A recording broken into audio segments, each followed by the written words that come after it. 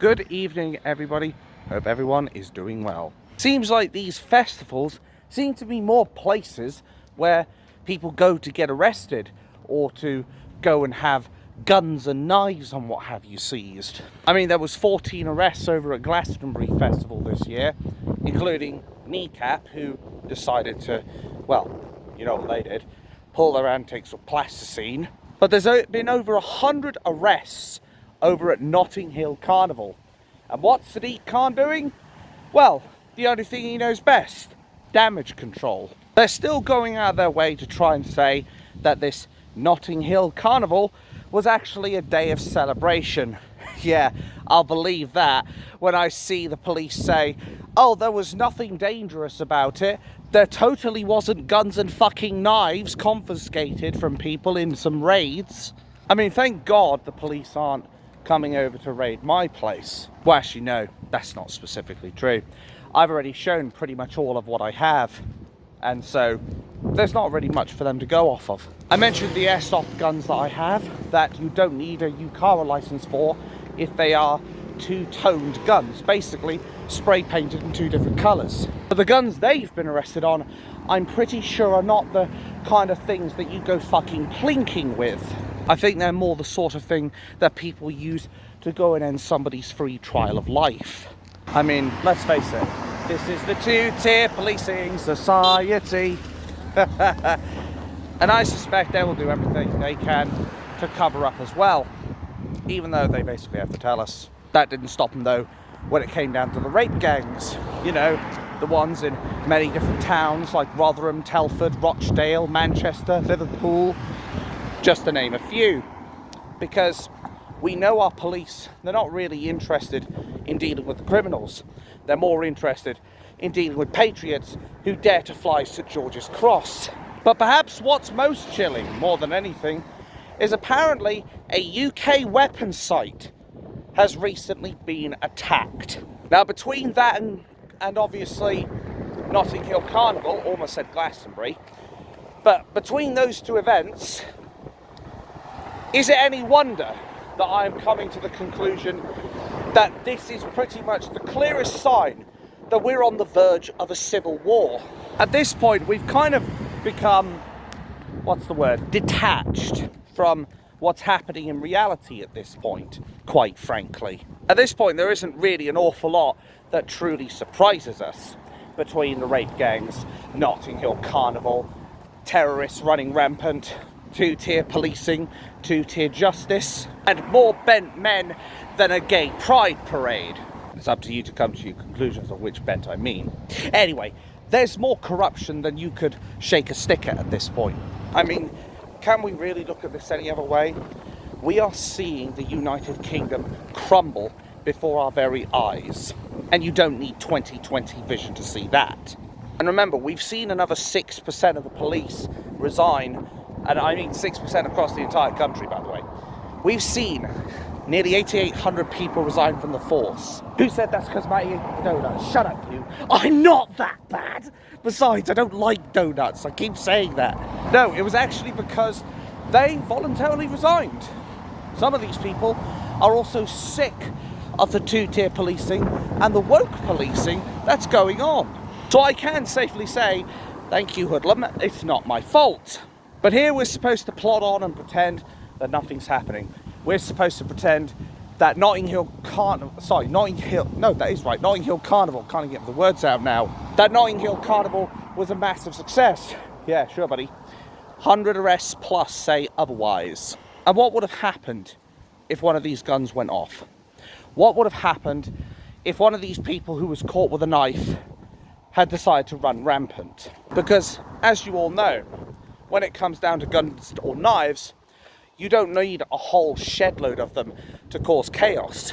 You only need one person with a psycho cause, and all of a sudden you're going to see blood running through festivals just like that. But don't forget, folks, terrorism is part and parcel of living in a big city. Isn't that right, Mr. Sadiq, terrorist sympathizer Khan? That's the trouble. Oh, hello. That's the trouble with you, Sadiq. You're more than willing to shirk all responsibility and you've been proven to be a misogynistic pig. Yeah, you can't even sit here and tell us the damn truth when you've basically been caught with a smoking gun. When you've clearly seen that Notting Hill Carnival was this close to having all hell break loose. You can't honestly expect us to believe that this was a day of celebration. This was a day of potential nightmare. Nightmare fuel. That's what it is. It's extremely scary. I don't know about you, Khan, but I think it's extremely scary to think that there are over 100 arrests linked to raids involving basically seized knives and guns. Like, if I even saw 10 of those, let alone 100, I'd be shitting the bed.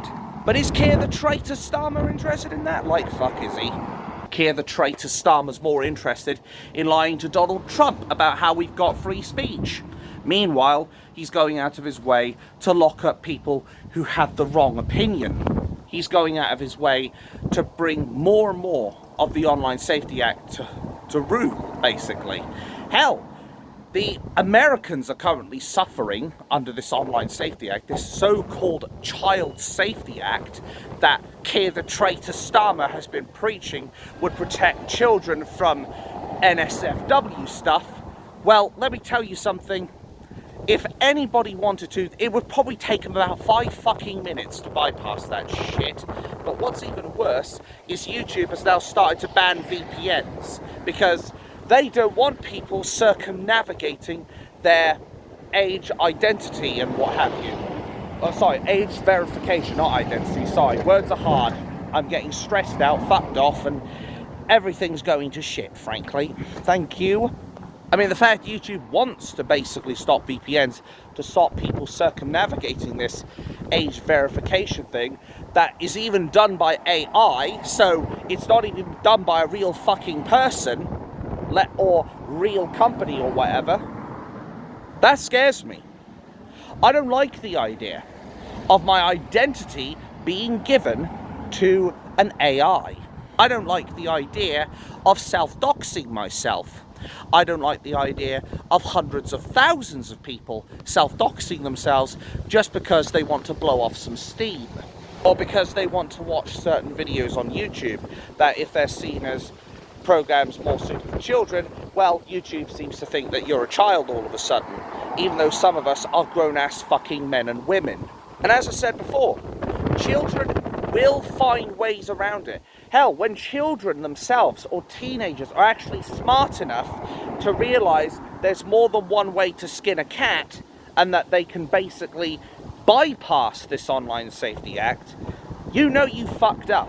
There are so many people who have categorically called out that this Online Safety Act has been a colossal failure and has backfired, especially when Keir the traitor Starmer has had some of his own details put on a website which basically doxes them or puts their information out on one of those stupid ID cards. All the while, the government is trying to push through for digital ID.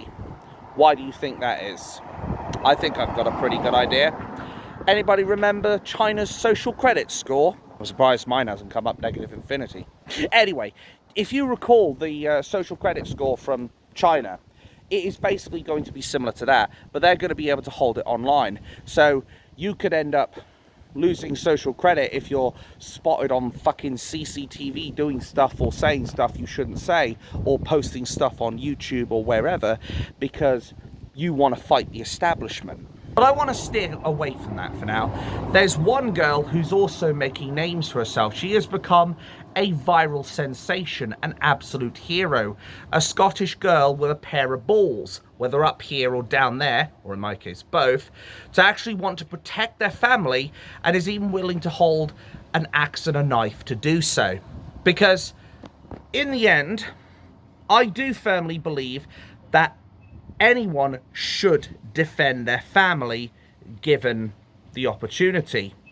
If you have men or women trying to invade your home that threaten your lives or want to steal all your shit, I do fundamentally believe in your right to defend both yourself and your family.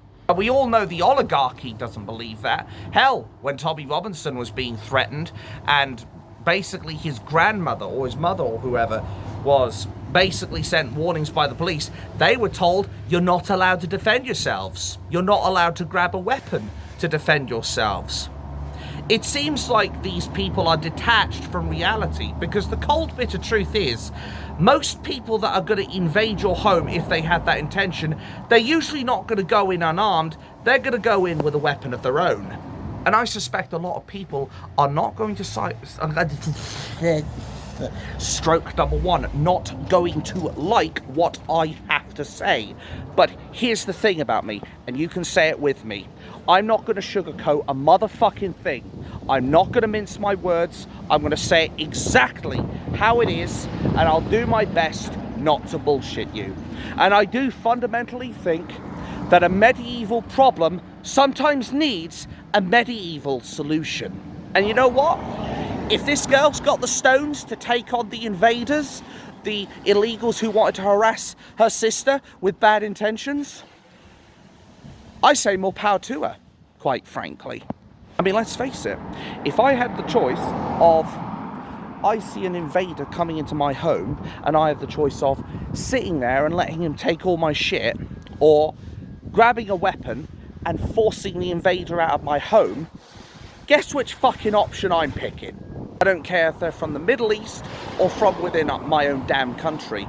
Anybody invades my home, I am defending 100%. And I will not hesitate to use whatever I have at hand. Political correctness has been a poison against the United Kingdom's citizens. Political correctness, much like our career politicians, has been a cancer that has weakened us, not strengthened us, and we need to cast out that cancer. But I think this girl's actually been arrested, or there have been threats to basically arrest her for that little picture that she's posed. I hope that's not the case, but it wouldn't surprise me in our current two-tier policing society, because we know our police are more interested in policing the tweets rather than the streets. We know they're more interested in going after patriots than people who are parasites. They're more interested in looking after the tender, loving, caring people of the United Kingdom than the terrorists who want to terrorize us. And as I said, between this incident, between Notting Hill and this weapon site being hit, is it any wonder that people are preparing their knives, basically? They're preparing their tools. They're preparing their weapons of war.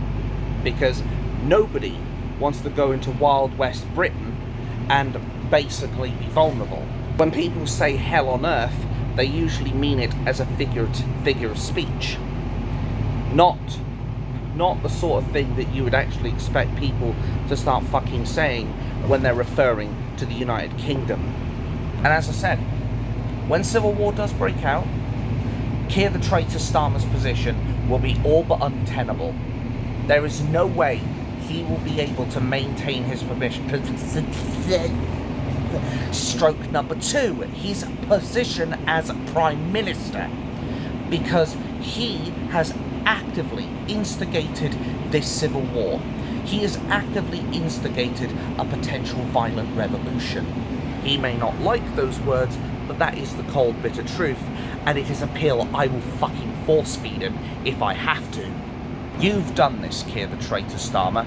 Not me, not Tommy Robinson, not the far right, not the indigenous citizens of the United Kingdom. You are the only one responsible for all of this. You wanted this.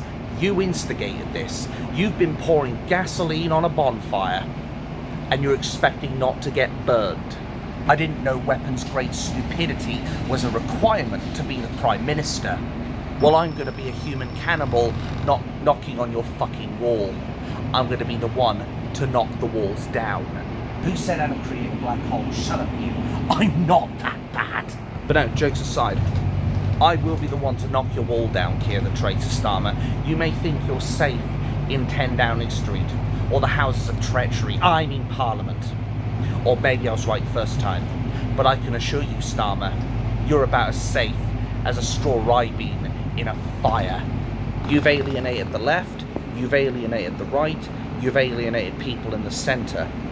You have literally been the only Prime Minister who has effectively rallied the vast majority of the United Kingdom against you.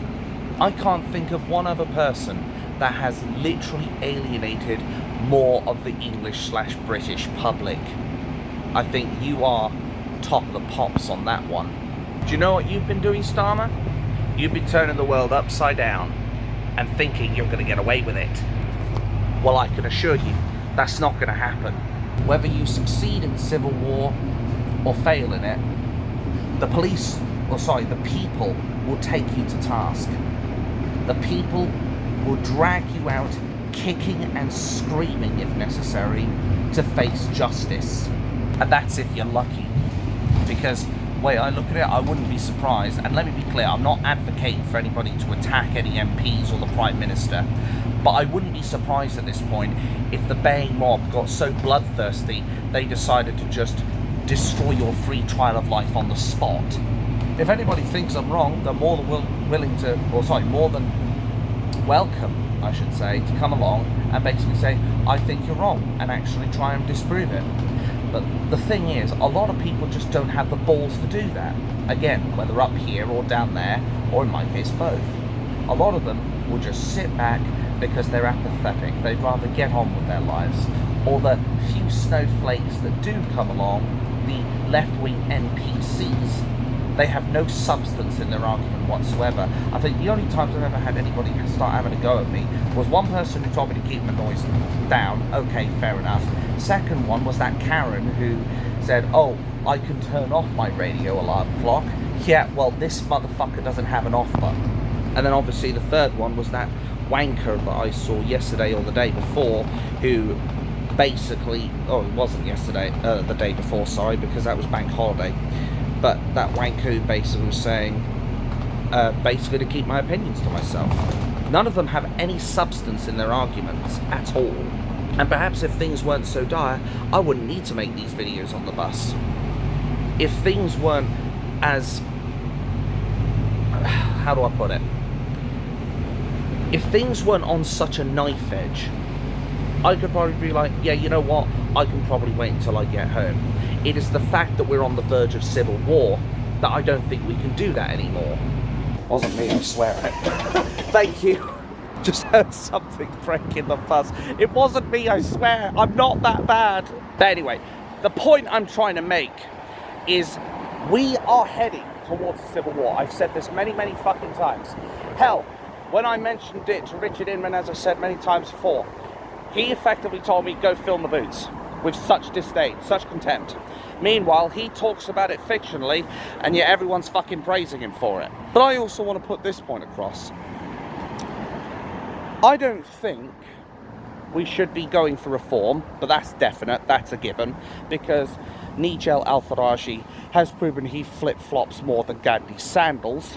And then we have Advance UK, which Ben Habib, probably a lovely guy for all I know, but I don't think we should be standing behind the Union Jack too much. I think we should be standing mostly behind St George's Cross, because at the end of the day, that's the flag that has pushed us through the millennia, not the Union Jack. And people are hijacking the Union Jack to push their alternative to patriotism. They are faking it. They want to believe that they are English, but a lot of them are not. And I fundamentally believe, and always will believe, that UKIP are the only answer. Now, if Advance UK were to merge with UKIP, I could stand a lot more behind Ben Habib. But the cold, bitter truth is, I think that Union Jack has been hijacked by the controlled opposition. I could be wrong on this. I have been wrong before. Not very often, but I have been wrong before. And as I've always said, if I make a mistake, I'm the first person to put my hands up for it. And yeah, taxi. Anyway, if I'm responsible for something, if I've made a mistake, I put my hands up to it and own it. I'm not like Sadiq Khan or Keir the traitor Starmer, who you'd be lucky if you saw them apologise for tying their shoes wrong. No, I assure you, if I'm wrong on this, I will put my hands up to it and admit it. I know Guardian Mose is not particularly fond of what Nick Tenconi did as far as the China's flag is concerned, the Communism Party flag. But here's the thing. Do you see Ben Habib? Do you see Nigel El-Faraji? Do you see any other party who's got the guts to actually do something that robust and that, I dare say, radical? Of course I'd love to be proven wrong, because I would love there to be a party that actually stands up just as well as UKIP does. Now, while I'm on the topic of reform, I might as well mention this, as I did have a brief little conversation with someone, not going to mention names, but there was someone who basically tried to say, let's say there's one vote in it. You vote UKIP, the Tories get in. You vote for reform, and reform wins. Who do you vote for? As I've said before, I've said it quite a few times in fact, I consider reform the nuclear option. In fact, if we want to get technical on this, the Union Jack has actually not had a law passed to say that's our national flag. There you go. So our flag, I'll go and get it again just to remind people. This is our flag. This is the only flag that represents England. No one, except for maybe the civic nationalists and the NPCs that don't know any better, I'm of course referring to the lefties, they don't want this flag. They find it provocative and offensive. What exactly is offensive about 4 fucking squares, rectangles actually, and a cross in the middle? What's offensive about white and red? What's offensive about our country's flag that we've been flying the last 2,000 fucking years? Please explain to me. I can't wait for the excuse on this one. Is it going to be like the one like, my dog ate my homework? Well, is it? Because this thing, this flag is our identity. This flag represents England. And what I will say is, I guess reflecting back on the point about the George's crosses on the roundabouts, I think we should stop doing those. And hear me out on this, put your pitchforks away for a second. The reason I say this is because they will do everything they can to lock you up. And apparently it can get you up to 7 years in jail. And do you honestly think that they're going to hesitate with that shit, considering they locked up Lucy Connolly for a tweet she made about the migrant hotels? Something tells me you've got a better chance of seeing me go to Mars. I want everyone to start buying these flags, get a friend if necessary, get a ladder, get a step ladder, and start putting these fucking things up. Put them as high as you can. Make sure that this flies loud and proud. Because here's the thing. Birmingham's already given up trying to take these things down because they've run out of money. They can't be fucked to remove the trash that is sitting in the streets, both literally and figuratively, as in the invaders, but they're more than willing to try and basically paint over the roundabouts, basically stop the Red Cross on the roundabouts. That's where your money's going, folks. But here's the thing. Any Tom, Dick and Harry can buy a flag for as little as £2.50. £2.50. Meanwhile, the council, because of health and safety, have to get at least 2 people out on the job to raise them up in one of those little fucking lifts to take one of these down. This is coming out of their wages. This is coming out of the council's money. Who do you think's going to run out of money first? Some average Joe who's paying £2.50 a pop for one of these? Or a council having to spend hundreds of pounds surfing through their own fucking cities trying to take these down? And do you think that Reform are going to want to have this flag up, without fucking butchering the fold, but do you think they're going to want to have this flag up, or do you think they're going to want to have the Union Jack, the flag that does not represent us? Because that's the cold, bitter truth, folks. That Union Jack has been hijacked to make you think that there is some kind of identity that represents England. No, that represents Britain. This represents England. No other flag will change that. And as long as law got... Stroke number 3. As long as law dictates it, this flag is the only flag that matters. The bottom line is, Keir the traitor Starmer and the councils are fighting a losing battle. They are never going to outmaneuver or outclass the working class. Because we know how this fucking shit rolls. Straight downhill into Starmer's face. Anyway, we know how the shit rolls. We know how to do this stuff. We've been doing this long enough. We have a great deal of patriotism, and we know how to work around it. We know how to cut out the cancer in society and work around it. But they don't. They'd rather get rid of the working class, the people who effectively provide them that strong backbone to this country. They would rather cut off the hand, they'd rather cut off their nose in spite of their faces. They'd rather bite the hand that feeds them, rather than actually realise that they are supposed to serve the people. That girl is a hero as well. That one in Scotland or wherever, protecting her sister from an invader that wanted to do horrible things to her sister. We have people like Ben Habib and Nigel El-Faraji who are trying to hijack the movement that effectively Tommy Robinson is spearheading. We want a party that represents us. And the only party that represents St. George's Cross, that'll be UKIP. That's why I've never backed down from them. I know it was so tempting to go over and join Ben Habib, as nice a guy as he probably is. But realistically, I know my principles. I am not going to betray a party that I had only just joined for the sakes of joining this new party in the hopes that it will solve everything. I think people need to start doing their own research and start digging into this more.